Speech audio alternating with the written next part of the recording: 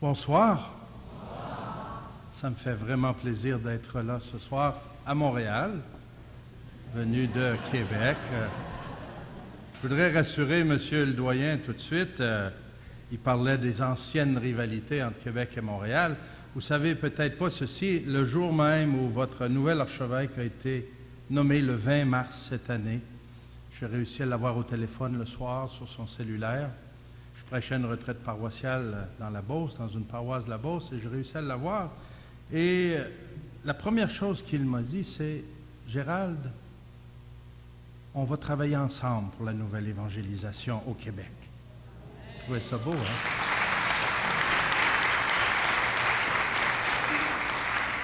Et je lui ai dit « Christian, tu peux compter sur mon entière collaboration. Tant et aussi longtemps qu'il n'y aura pas de Nordique à Québec. » Oh non! Mais sérieusement, il y a quelques semaines, on voyageait ensemble pour aller accompagner le nouvel archevêque qui débutait son ministère à Moncton, Monseigneur Valéry Viennot. Et on était ensemble et on a eu un bon moment pour échanger. Et on s'est dit ceci.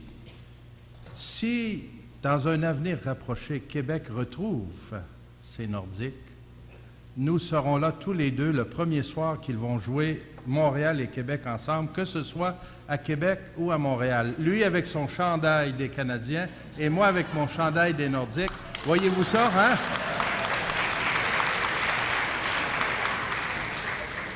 Je m'imagine la scène, les deux un côté de l'autre, et de voir Québec battre Montréal. Ah, ça va être merveilleux. Bon, assez de plaisanterie. Je suis vraiment content de voir que l'Université de Montréal, la Faculté de théologie et de sciences religieuses, et en partenariat avec le diocèse, a décidé d'organiser ce forum, ce lieu d'échange et de partage et d'apprentissage. C'est non seulement le sujet de l'heure, la nouvelle évangélisation, c'est la mission de toujours, mais qui, par les temps qui courent, est l'urgence et la priorité. Ce soir, ma tâche est de mettre la table pour les plats de résistance que vous aurez demain. Je vais un peu introduire le thème, du moins de la façon que moi je l'ai pressenti, et lancer quelques réflexions que j'espère sauront vous servir. Qu'est-ce donc qu'évangéliser? Il peut sembler futile, voire un peu ringard, de tenir aujourd'hui un forum sur la nouvelle évangélisation et de l'intituler « Urgence de réfléchir, urgence d'agir ». Car depuis près de 15 ans, l'Église du Québec en fait une priorité d'action. Dans son document publié en 1999, intitulé « Annoncer l'Évangile dans la culture actuelle du Québec », l'Assemblée des évêques conviait l'Église du Québec à un nouvel élan missionnaire, à un nouvel effort d'évangélisation. Cela sans oublier que la relance de l'activité évangélisatrice de l'Église s'enracine depuis déjà 50 ans dans le terreau magistériel du Concile œcuménique Vatican II. Les pères conciliaires ont alors cherché à répondre, à la désorientation qu'éprouvaient les chrétiennes et les chrétiens face aux changements et aux fractures sociales et morales de ce temps. Désorientation, nous le constatons, qui demeure encore tout aussi réelle aujourd'hui. Depuis, le dessein visant à donner un nouvel élan à l'activité missionnaire de l'Église a animé le magistère et le ministère des souverains pontifes. Il suffit de rappeler d'abord le pape Paul VI, puis le bienheureux Jean-Paul II, lequel a synthétisé dans de nombreux documents le concept de nouvelle évangélisation.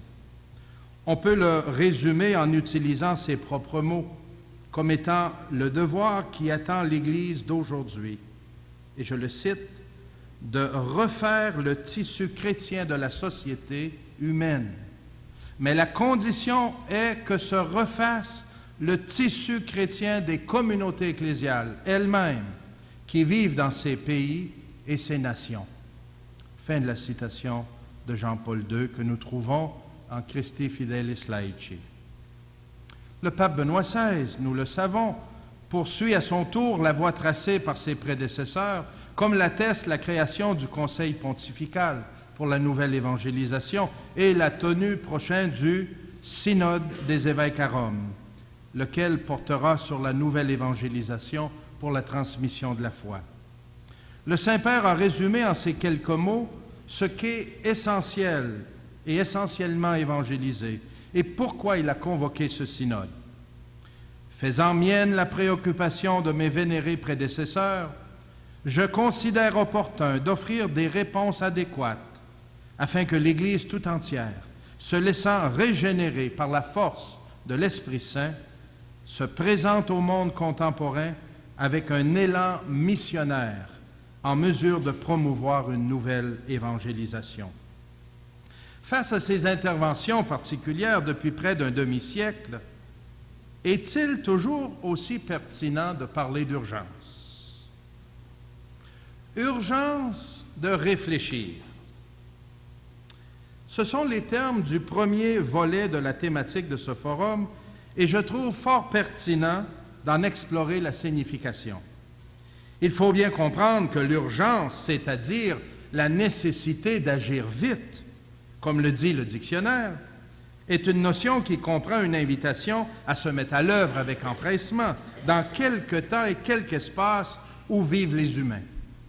Déjà, il y a 2000 ans, Jean-Baptiste clamait l'urgence de la conversion.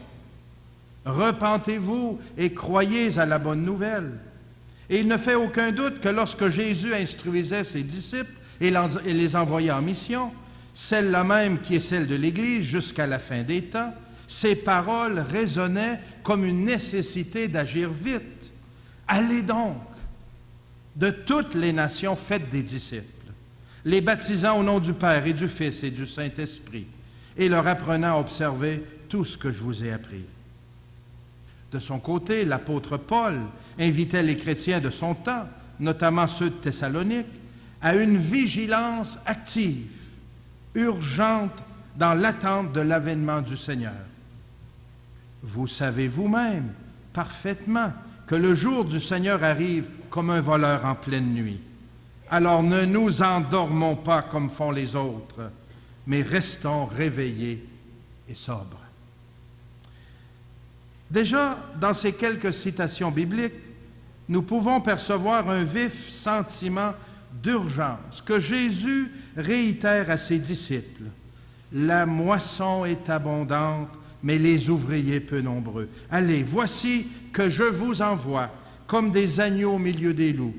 Et dites aux gens, le royaume de Dieu est tout proche de vous. C'était vrai il y a 2000 ans, et ce l'est encore de notre temps. Benoît XVI rappelle cette urgence d'occuper la vigne du Seigneur par tous les baptisés, partout où ils vivent. Je le cite. Celui qui a vraiment rencontré le Christ ne peut le garder pour lui-même et doit l'annoncer au risque de devoir se poser courageusement cette question. Si je n'ai pas le goût de l'annoncer, l'ai-je vraiment rencontré? Oui, une grosse question.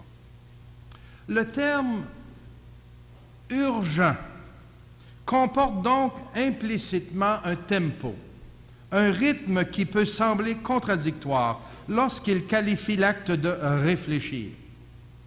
Une action que l'on considère habituellement nécessaire de réaliser dans une rassurante sérénité et une savante lenteur. Je ne peux m'empêcher d'évoquer l'image de la célèbre statue « Le penseur » d'Auguste Rodin. Ce personnage, recroquevillé sur lui-même dans une puissante attitude d'introspection, en train de refaire le monde. Sommes-nous de ces penseurs, vissés sur leur socle, en train de sublimer les grandeurs de notre mission, les pieds figés dans un carcan de bronze. Difficile alors d'évoquer quelque urgence. Le petit Robert distingue deux sens au mot « réfléchir ». D'abord, faire usage de réflexion, c'est-à-dire effectuer un retour de la pensée sur elle-même en vue d'examiner plus à fond une idée, une situation, un problème. Si j'applique cette définition à la nouvelle évangélisation, force m'est de constater que nous sommes bien engagés dans cette étape d'appréciation de la situation de nos communautés chrétiennes dans notre Église du Québec. Devant l'urgence de témoigner du don du salut en Jésus-Christ, en parole et en acte, mon prédécesseur, le cardinal Marc Ouellet, a entrepris en 2003 une grande démarche de consultation et de participation, appelée Congrès d'orientation sur l'avenir des communautés chrétiennes.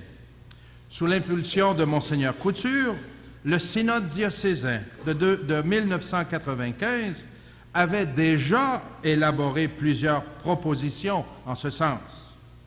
Celui-ci avait également mentionné dans une lettre pastorale datée de 1999 des voies d'évangélisation en milieu paroissial.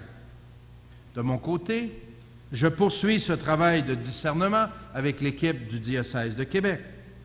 L'an dernier, nous avons entrepris un ambitieux programme de discernement avec les communautés chrétiennes. Celle-ci s'est traduite par plus d'une centaine de rencontres sur le terrain, dans les milieux, leur permettant de faire des pas décisifs dans leur projet d'élaboration d'une communion de communautés.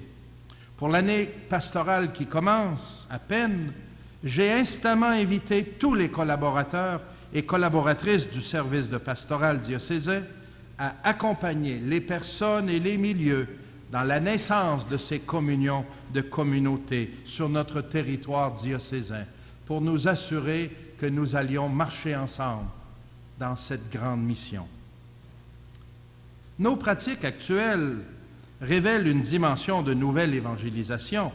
Une réflexion active et urgente est également en marche ici, comme elle l'est ailleurs, sur notre grand continent américain. Lors de la 5e conférence générale de l'épiscopat latino-américain et des Caraïbes, tenue à Aparecida au Brésil en 2007, les pasteurs se sont engagés fermement à entreprendre une grande mission continentale. Sous le thème « Disciples et missionnaires de Jésus-Christ pour que nos peuples aient la vie en lui », voilà que ces hommes et ces femmes de l'Amérique latine ont entrepris une conversion pastorale qui remet le kérygme et l'expérience de la rencontre de Jésus-Christ au cœur de la vie pastorale. Et déjà, ces églises constatent de grands fruits. Voilà une piste d'espérance. Chez nous, à Québec, des initiatives de nouvelle évangélisation prennent de plus en plus de place dans nos communautés chrétiennes et commencent aussi à produire des fruits. Timidement, pas aussi vite qu'on le souhaiterait, mais c'est déjà des petites pousses qui nous donnent de l'espérance. Je pense ici à la formation qu'offre l'école d'évangélisation Saint-André, les cellules paroissiales d'évangélisation, les cours alpha, les seuils de la foi avec message, ainsi que l'apport des communautés nouvelles. Nous notons qu'une conversion pastorale lente, mais certaine, est en train de se vivre, tant au niveau de l'équipe des services diocésains que dans les équipes pastorales sur l'ensemble du territoire de notre diocèse. Comme communauté diocésaine, nous saisissons mieux les grands défis pour que notre Église devienne plus missionnaire et plus évangélisatrice. En mai dernier, nous avons vécu 2 jours de formation continue avec nos mandataires en pastoral. L'objectif était de nous amener à découvrir des outils concrets et des attitudes pour un renouveau missionnaire de nos communautés chrétiennes. Toutes ces initiatives finiront, je l'espère, par nous convertir. D'ailleurs, je vous invite à consulter le site Internet de la formation continue de notre diocèse qui apparaît à l'écran. Vous y trouverez toutes les conférences, les témoignages, tous les ateliers et le matériel, tant en présentation sur PowerPoint que les feuilles qui se sont partagées dans les ateliers, des outils qu'on souhaite partager avec tous ceux et celles qui souhaitent se former davantage dans cette grande mission de nouvelle évangélisation ici au Québec.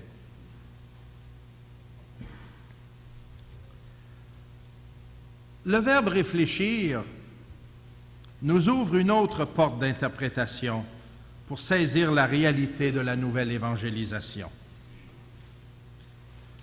Et c'est encore le petit Robert qui nous en donne la définition. Renvoyer par réflexion dans une direction différente ou dans une direction d'origine. C'est l'expérience du miroir. Ça réfléchit un miroir. Il n'y a pas juste dans notre cerveau que ça se passe. Celui-ci nous aide à porter notre regard sur ce qui est ou sur ce que nous voulons bien apprécier de la réalité réfléchie. En d'autres mots, nous acceptons de saisir, de capter ce que nous voyons franchement et avec lucidité, sans complaisance et avec courage, ou nous l'interprétons selon ce que nous voulons bien voir, comme un mirage nimbé de nostalgie. Soit que nous ressemblons à Narcisse, séduit par sa propre image dans l'eau d'une fontaine et qui se laisse mourir de ne pas pouvoir la saisir, soit que nous choisissons le modèle de saint Paul et des apôtres, qui révèle fièrement le défi de la mission. Car je suis devenu ministre de l'Église en vertu de la charge que Dieu m'a confiée, de réaliser chez vous l'avènement de sa parole. Et c'est bien pour cette cause que je me fatigue à lutter avec son énergie qui agit en moi avec puissance. Deux des conférenciers de ce forum, demain, nous aideront à explorer les paradigmes de l'action et des défis qu'ils exigent. Urgence d'agir. Nous ne pouvons pas, quant à nous, ne pas publier ce que nous avons vu et entendu. Le premier segment de la thématique de ce forum, relatif à la réflexion, serait vain s'il n'était pas complété par la nécessité de passer rapidement à l'action.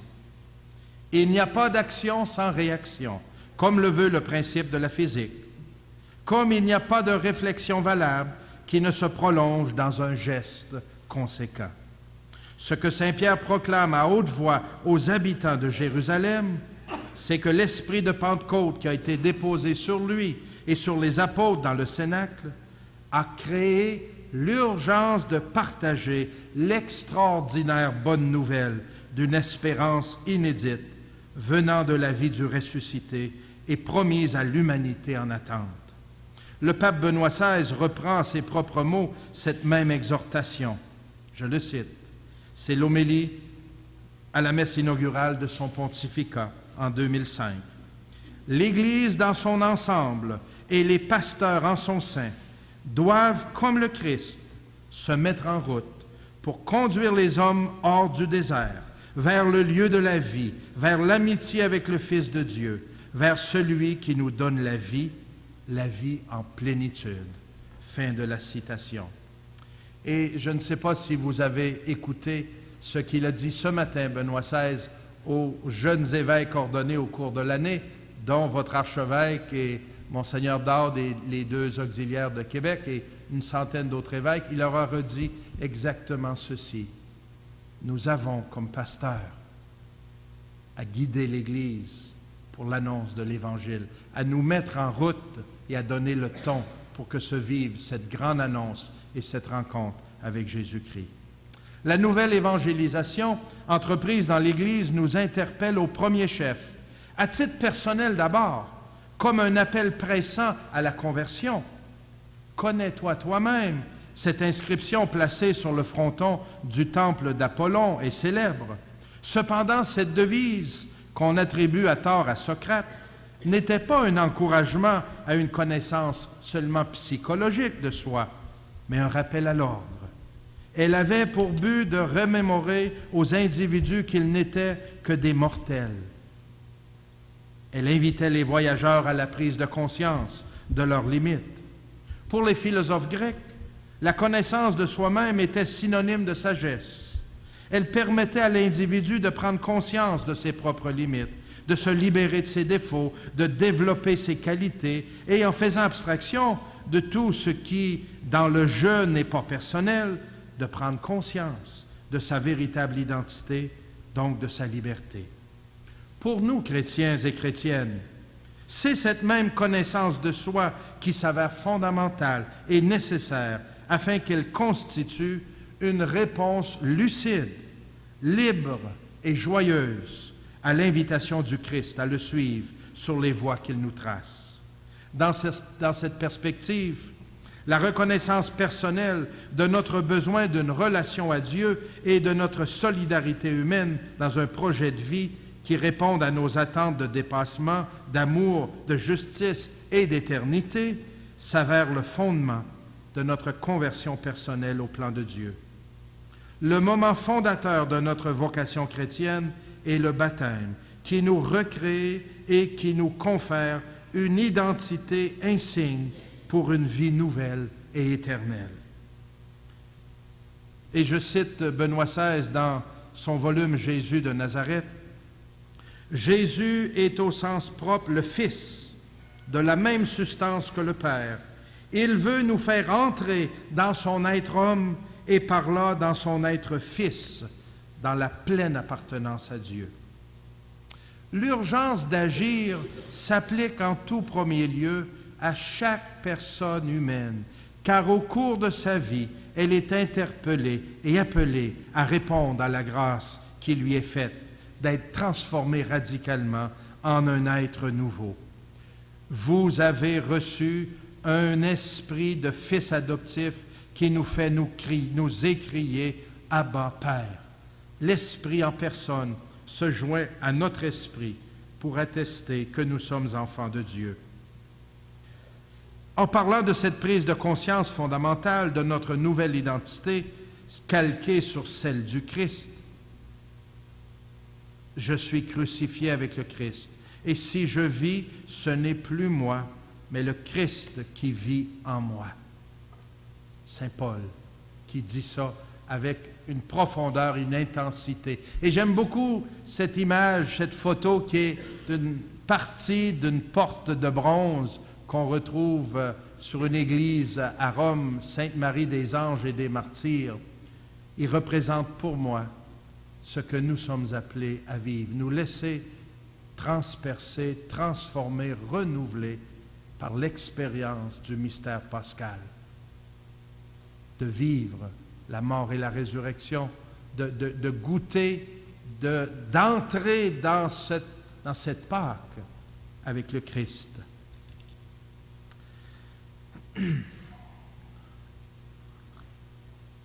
Nous nous efforçons de répondre jour après jour à son appel à devenir témoins de sa sainteté. Toute évangélisation a donc comme point de départ et comme objectif primordial de réaliser la rencontre à la fois personnelle et communautaire avec le Christ. À l'origine du fait d'être chrétien, il n'y a pas une décision éthique ou une grande idée, mais la rencontre avec un événement, avec une personne qui donne à la vie un nouvel horizon et par là son orientation décisive. Et je citais Benoît XVI dans sa lettre encyclique Deus Caritas Est. Agir dans un monde désorienté, car la création en attente aspire à la révélation des fils de Dieu.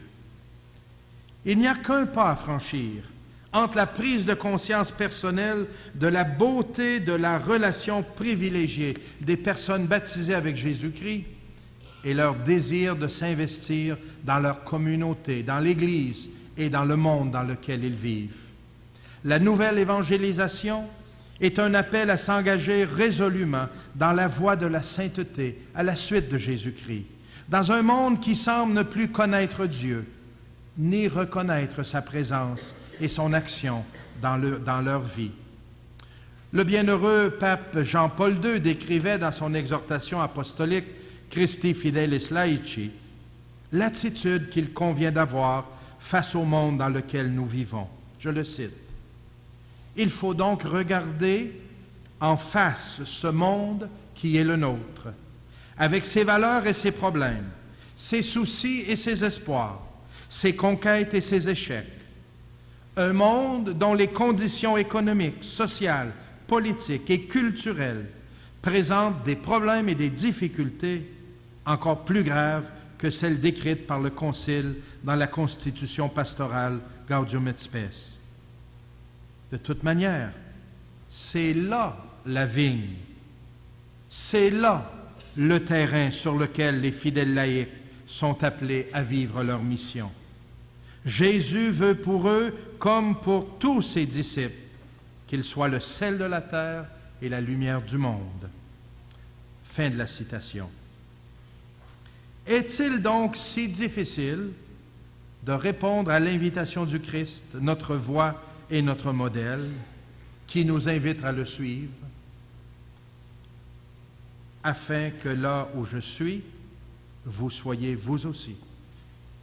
Nous touchons ainsi au cœur du dilemme qui nous guette comme disciples, avides d'accomplir notre idéal de sainteté en demeurant fidèles au dessein de Dieu pour l'humanité. Comment agir conformément à nos convictions dans le monde dans lequel nous vivons? Faut-il le mépriser et s'en retirer? L'ignorer et vivre en vase clos?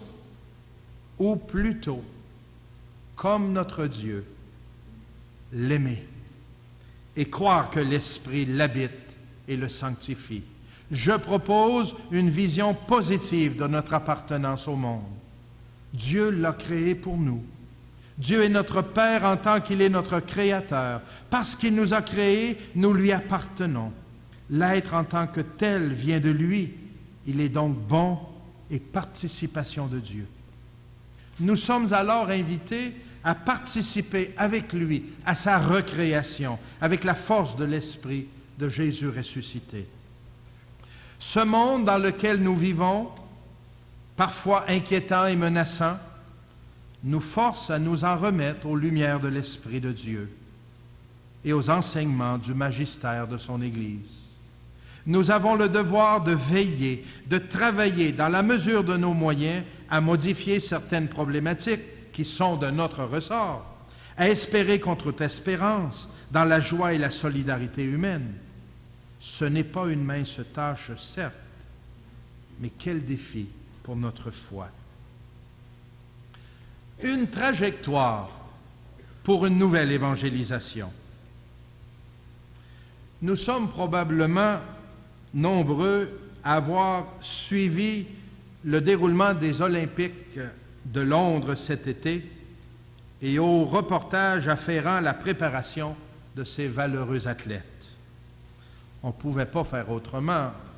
On l'avait partout à tous les jours, sur nos téléviseurs, dans nos journaux, dans les bulletins de nouvelles. Ce qui me frappe dans toute cette, et vous m'excuserez l'expression, cette grand-messe olympique, c'est d'abord la noblesse de l'idéal sportif qui mobilise des femmes et des hommes de partout sur la planète et les rassemble en un lieu de compétition où ils sont appelés à déployer le meilleur de leurs compétences. Je suis plein d'admiration devant le long et pénible cheminement préparatoire de chacune de ces personnes, de leur confiance en leur capacité de se mesurer aux meilleurs athlètes du monde dans leur discipline, de l'engagement d'une foule de personnes qui gravitent autour des athlètes et qui communient à leur projet au prix d'un don total de leur personne. Et je me permets de rêver au projet de nouvelle évangélisation de notre Église et de voir comment la discipline olympique pourrait inspirer notre trajectoire de mise en œuvre avec le même dynamisme, la même mobilisation et le même succès. Regardons, si vous le voulez, le maxime proposé par Pierre de Coubertin à la création du Comité olympique international à la Sorbonne en 1894 et qui est maintenant la devise officielle du mouvement olympique international. Trois mots en latin que vous connaissez probablement. Citius, Altius, Fortius. Plus vite, plus haut, plus fort.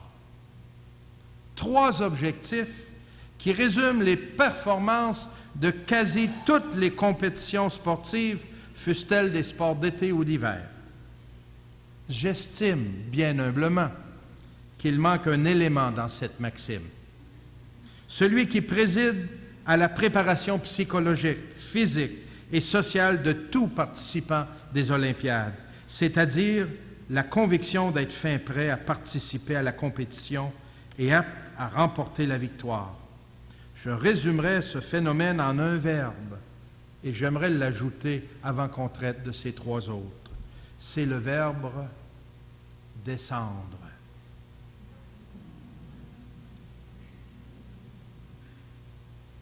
C'est beau de vouloir aller plus vite, plus haut et plus fort, mais il faut d'abord descendre. Il suffit d'observer le visage du plongeur, du gymnaste, du coureur, bref, de tout athlète au moment où il s'apprête à s'élancer. S'affiche alors dans son regard une concentration extrême, l'expression d'une descente au plus profond de son être pour épuiser l'énergie nécessaire, une force découlant d'une préparation astreignante qui a duré de longues années. Descendre. Écoutez ceci. En ce temps-là, Jésus vint à Nazareth de Galilée. Il fut baptisé par Jean dans le Jourdain. Au moment où il remontait de l'eau, il vit les cieux se déchirer et l'Esprit, comme une colombe, descendre sur lui. Et des cieux vint une voix. « Tu es mon Fils bien-aimé, tu as toute ma faveur. » À l'origine de tout processus d'évangélisation, il y a cette descente d'une personne au plus profond d'elle-même, là où réside sa soif d'amour et d'espérance, là où elle prépare sa capacité d'accueillir la grâce de l'Esprit, là où elle se sait personnellement aimée, là où elle puise la force de conviction pour croire, là où elle accueille la grâce, là où elle comprend que l'amour n'est plus seulement un commandement, mais il est la réponse au don de l'amour par lequel Dieu vient à notre rencontre. Comme Jésus entreprend son ministère en recevant cette confirmation de l'amour de son Père, lorsqu'il descend dans les eaux du Jourdain et que l'Esprit descend sur lui, toute personne baptisée en l'Esprit se voit confirmée dans la certitude d'être fils ou fille de Dieu, qui nous fait nous écrier « Abba, Père ». Le projet de nouvelle évangélisation, mes amis, ne peut prétendre à la réussite s'il ne repose sur la ferme conviction de chacune des personnes qui y prend part d'être personnellement en possession d'une claire vision de sa vocation. Revenons donc à la maxime olympique dont je me permets d'intervenir et d'intervertir quelque peu l'ordre officiel des termes. Altius, toujours plus haut. Ainsi donc, après être monté à Jérusalem pour être mis à mort et le troisième jour ressuscité, Jésus indique la salle où il monte avec ses disciples pour faire le don de lui-même. Il choisit de s'offrir en nourriture pour ceux et celles qui s'en nourriront, soit élevés à la vie éternelle. Je suis le pain descendu du ciel. Qui mangera ce pain vivra à jamais. Quel est l'athlète qui ne ferait pas l'impossible pour se procurer un aliment qui lui conférerait la certitude d'accéder au sommet d'un podium? Or, voici que nous, baptisés en Jésus-Christ, sommes investis de la même et de la vie même de Dieu lorsque nous communions à ce pain et à ce vin devenus son corps et son sang. C'est dans la force de l'Eucharistie que nous sommes appelés à puiser la grâce d'aller toujours plus loin, toujours plus haut, toujours plus vite. La nouvelle évangélisation doit être portée par la conviction que la foi en Jésus-Christ élève les personnes, les communautés, toutes les sociétés qui ont soif de pardon, d'amour et de justice. Notre monde a soif de s'élever au-dessus des turpitudes, des doutes, des peurs qui le tiraillent. Si nous avions seulement un peu plus de cette audace que celle des apôtres le matin de la Pentecôte, lorsqu'ils émergent de cette salle haute où ils sont montés dans la peur et dont ils ouvrent les portes pour proclamer au monde entier qu'ils ont une grande, bonne et belle nouvelle à annoncer. Dieu l'a ressuscité, ce Jésus. Nous en sommes tous témoins. La nouvelle évangélisation repose sur le témoignage des chrétiens d'aujourd'hui, vous et moi, et toutes les personnes de bonne volonté qui partagent la foi en Jésus-Christ, le vivant, l'espoir d'un monde meilleur. Nous en sommes les témoins lorsque nous reconnaissons au monde et aux personnes qui l'habitent la dignité que leur a attribuée le Père créateur. Le pape Paul VI disait pertinemment que l'homme contemporain écoute plus volontiers les témoins que les maîtres. Ou s'il écoute les maîtres, il le fait parce qu'ils sont des témoins. Titius, toujours plus vite. Ne savez-vous pas que dans les courses du stade, tous courent, mais un seul remporte le prix? Il y a effectivement bien des gens qui marchent et qui courent dans les textes évangéliques et dans les épîtres. Ils sont en perpétuel mouvement, tel Jésus lui-même qui parcourt à pied son pays et qui accueille les personnes et les foules qui accourent vers lui. Voici Pierre et Jean, par exemple, qui courent au tombeau. Et voilà Marie de Magdala, qui court trouver Simon-Pierre. Nous considérons la démarche des disciples d'Emmaüs qui quittent Jérusalem au pas de marche funèbre et qui reviennent avec empressement à l'instant même, comme le rapporte l'évangéliste Luc. Et que dire de Paul, le missionnaire infatigable, qui sillonne au pas de course l'Asie mineure, bravant intempéries, bastonnades, fatigues et railleries, et qui enjoint les chrétiens de Corinthe de l'imiter. Courez donc de manière à remporter le prix. Il explique plus loin aux Philippiens la raison de cette urgence. Et je cours vers le but en vue du prix que Dieu nous appelle à recevoir là-haut, dans le Christ Jésus. Mais qu'est-ce qui fait tantôt marcher, tantôt courir ces gens? Tous nous le disent. Pourquoi ils marchent, pourquoi ils courent? C'est qu'ils ont fait l'expérience d'une rencontre qui a bouleversé leur vie et dont ils tiennent à partager le bonheur que cela leur procure avec le plus grand nombre de personnes possible. C'est cet enthousiasme et ce courage qui ont motivé les apôtres et les premiers disciples après que l'Esprit Saint les eut poussés à ouvrir les portes du Cénacle. C'est pour l'Église missionnaire et pour nos communautés d'aujourd'hui le même appel et la même urgence. Allez, par le monde entier, proclamer la bonne nouvelle à toute la création. Voilà la bonne nouvelle qu'il s'agit aujourd'hui de proclamer au monde, dans lequel vous et moi, nous vivons. Il est bon de rappeler comment le bienheureux pape Jean-Paul II nous enjoint de le faire. Aujourd'hui, on doit affronter avec courage une situation qui se fait toujours plus diversifiée et plus prenante. Dans le contexte de la mondialisation et de la mosaïque nouvelle et changeante de peuples et de cultures qui la caractérise. À maintes reprises, continue Jean-Paul II, j'ai répété ces dernières années l'appel à la nouvelle évangélisation.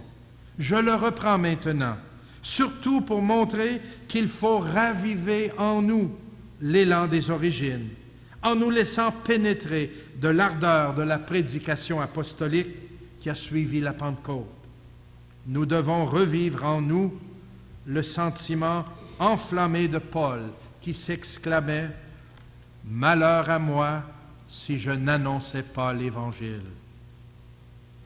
Certes, nous cherchons à toujours mieux communiquer le message de la bonne nouvelle en Jésus-Christ, en dépit des nombreux obstacles qui se dressent devant nous, et du fait que les oreilles d'un grand nombre de nos contemporains sont distraites par de puissants leurres. Mais si l'on considère le contexte incroyablement difficile dans lequel s'est accomplie l'annonce de l'Évangile dans l'Église primitive, ne peut-on pas y trouver l'audace pour renouveler aujourd'hui notre foi et en témoigner dans le nôtre? Une des critiques les plus dévastatrices qui puissent être faites à l'Église est justement d'être timorée et triste. Le révérend Lloyd John Ogilvie écrit dans son ouvrage « Le buisson ardent brûle encore », « Un chrétien triste, c'est une contradiction et rien dans l'histoire n'a fait plus mal au christianisme que son rapport avec les vêtements noirs et les visages tristes. » Oh. C'est pas de ceux-là qui parlait, lui. Évacuez pas l'appel que ça lance.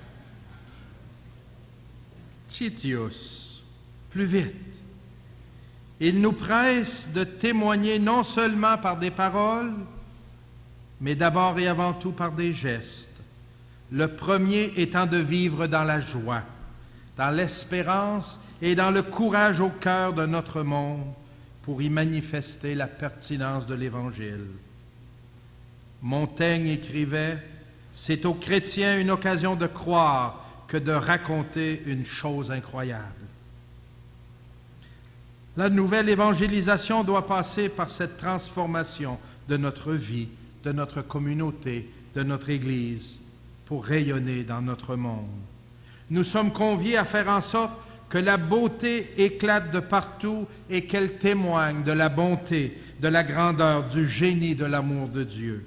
Dans nos institutions d'enseignement, dans nos familles, nos villages et nos villes, où nous veillons à la croissance d'une jeunesse heureuse et de citoyens engagés dans des causes nobles et durables, dans les usines et les laboratoires où nous améliorons les conditions de vie de nos concitoyens, dans les hôpitaux, les cliniques, les résidences de personnes âgées où nous soulageons la maladie, la souffrance de l'abandon et de la solitude, dans les associations où nous créons des conditions favorables à l'établissement de la paix, de la justice et du bonheur, dans nos communautés chrétiennes, où nous nous employons à redire le message d'amour et de réconciliation inspiré par notre fol amour pour le Christ. Voilà, chers amis, le terreau dans lequel nous semons quotidiennement les germes du royaume. Il est le terrain et le terreau de la nouvelle évangélisation. Fortius, plus fort. En définitive, rendez-vous puissants dans le Seigneur et dans la vigueur de sa force. J'hésite à employer le mot puissance, tant il contient une connotation péjorative lorsqu'il est associé à la vie de l'Église. Vous le savez. On sait comment, dans notre société du Québec, on éprouve une certaine allergie à l'évocation de la puissance de l'Église, de son apparat, de son influence parfois excessive dans la vie personnelle des gens et dans la société civile au fil de notre histoire. Notre élan de nouvelle évangélisation doit donc revenir aux sources de la vraie force, de la vraie puissance qui anime les croyants, notre solidité et notre solidarité dans la foi. Déjà, saint Paul rappelait à son monde combien la communion dans l'esprit était la véritable force de la conversion intérieure et du rayonnement du témoignage. Car de même que notre corps en son unité possède plus d'un membre et que ces membres n'ont pas toutes la même fonction, ainsi nous, à plusieurs, nous ne formons qu'un seul corps dans le Christ, étant chacun pour sa part membres les uns des autres. Voilà là où est notre force. Notre force ne réside pas dans nos structures ecclésiales, dans nos belles paroisses bien administrées, dans nos églises dont les majestueux clochers pointent vers le ciel et que les gens ne regardent plus. L'annonce de la bonne nouvelle ne résonne plus du haut de la chair et la transmission de la foi ne se fait plus dans des institutions civiles confessionnelles. L'envergure de notre religion ne se mesure plus à l'aune du nombre de baptêmes célébrés ou de l'assistance des foules aux offices religieux. Notre Église est ébranlée, certes, non par un séisme qui en éprouve les fondations, mais par un souffle de l'Esprit, j'en suis convaincu, qui l'épure des scories, qui la ramène à l'essentiel, qui régénère les enthousiasmes. Nous renouvelons notre foi profonde en la promesse de Jésus de ne pas nous laisser orphelins et d'être, selon ce qu'il nous a dit, « Moi, je suis avec vous tous les jours jusqu'à la fin des temps. » Elle est là notre puissance, notre force, dans la foi qu'il est avec nous et que nous sommes avec lui. Notre mission de donner souffle à une nouvelle évangélisation peut paraître pour d'aucuns une folie, une utopie, un rêve en couleur, mais l'apôtre Paul nous rassure en nous rappelant l'essentiel. Oui, tandis que les Juifs demandent des signes et les Grecs sont en quête de sagesse, nous prêchons, nous, un Christ crucifié, scandale pour les Juifs et folie pour les païens. Mais pour ceux qui sont appelés, c'est le Christ, puissance de Dieu et sagesse de Dieu.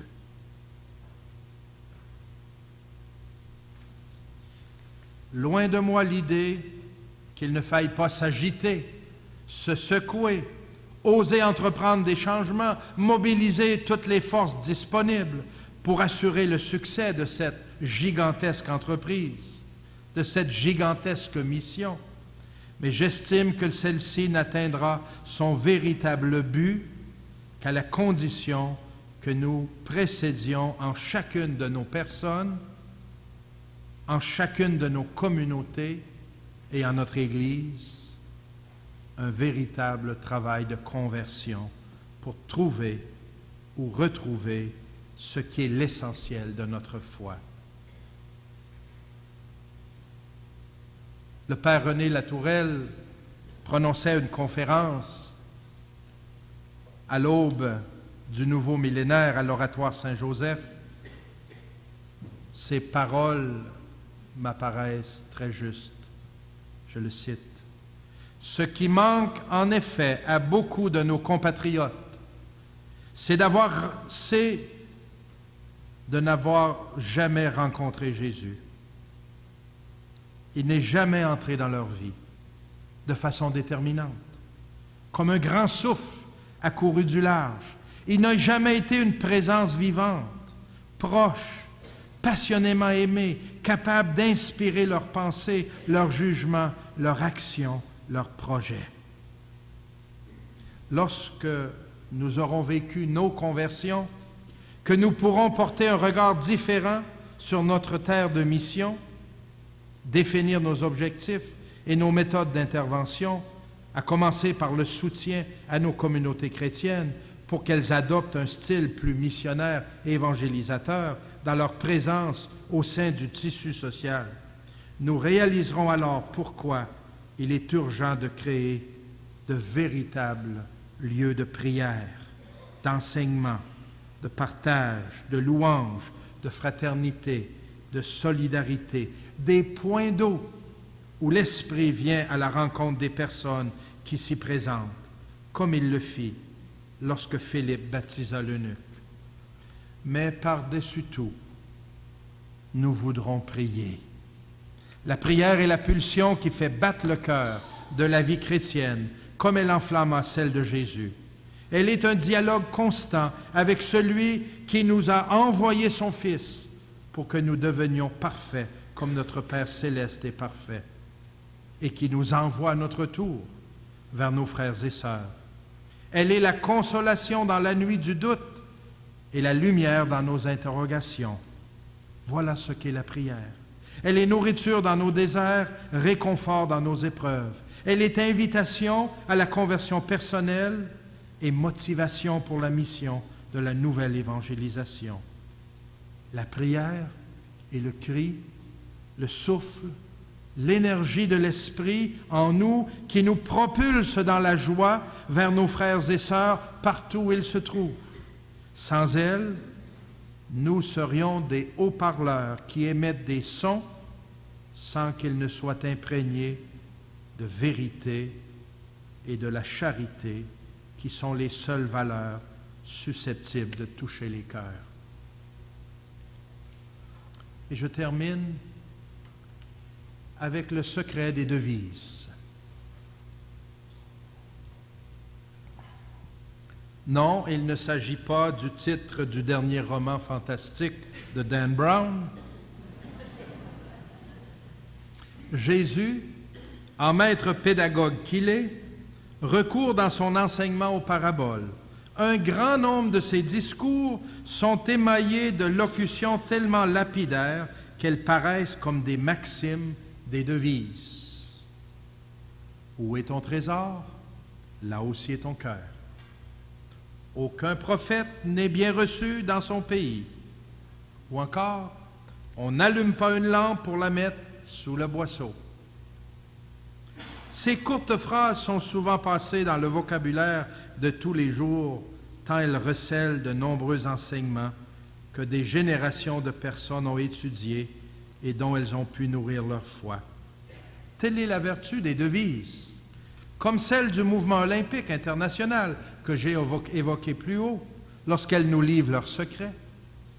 De nombreuses devises paraissent au fronton de nos édifices publics, sur nos plaques d'immatriculation, sur notre monnaie. Et je propose en terminant une brève synthèse de mes propos sur la nouvelle évangélisation en extrapolant quelques réflexions à partir de quelques-unes des devises qu'on connaît bien. Vous ne m'en voudrez pas de commencer avec la devise de la ville de Québec. Don de Dieu ferait valoir. Or, pour nous, chrétiens et chrétiennes, le don de Dieu le plus sublime est celui de notre foi.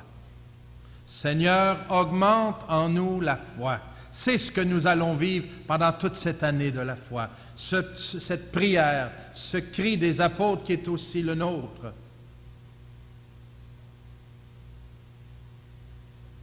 Disent les apôtres à Jésus, Seigneur, augmente en nous la foi, en comprenant que seule la foi peut leur permettre d'être à la hauteur de la mission à laquelle le Christ les convie. La nouvelle évangélisation, frères et sœurs, n'a d'autre but que de nous faire découvrir, et au monde auquel elle s'adresse, la beauté de la foi chrétienne et de la rencontre personnelle avec Jésus-Christ. La fraîcheur de cette bonne nouvelle qu'est l'Évangile. Cette autre devise que nous connaissons bien aussi, Je me souviens. Nous avons de nombreuses occasions de la voir, et ici à Montréal, vous contemplez très souvent des plaques d'immatriculation, des autos devant vous, longuement. C'est sans malice, hein? On les voit aussi à Québec, mais elles passent plus vite.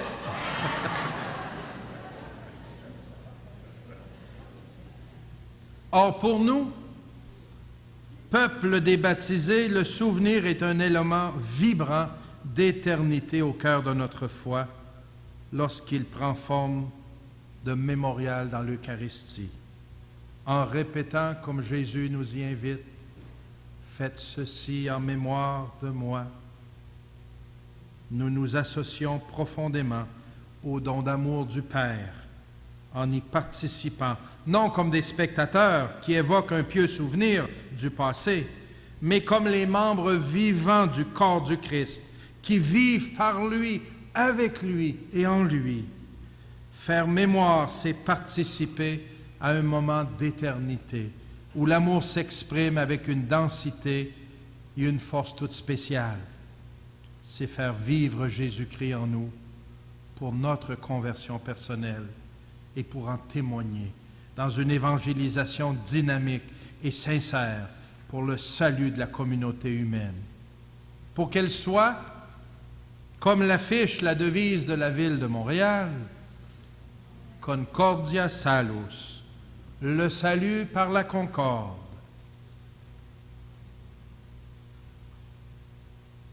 Vous connaissez cette autre devise, Amarius Quod Mare.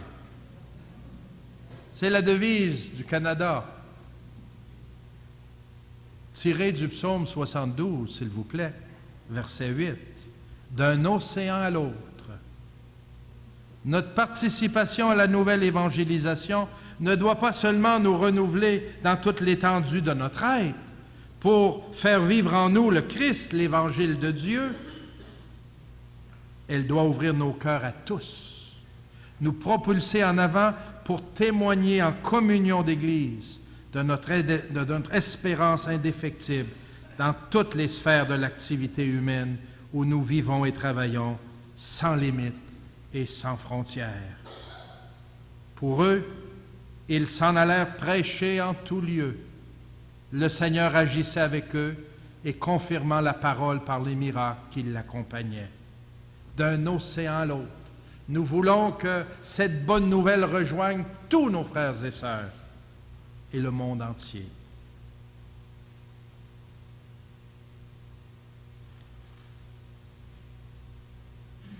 Foi, charité, espérance.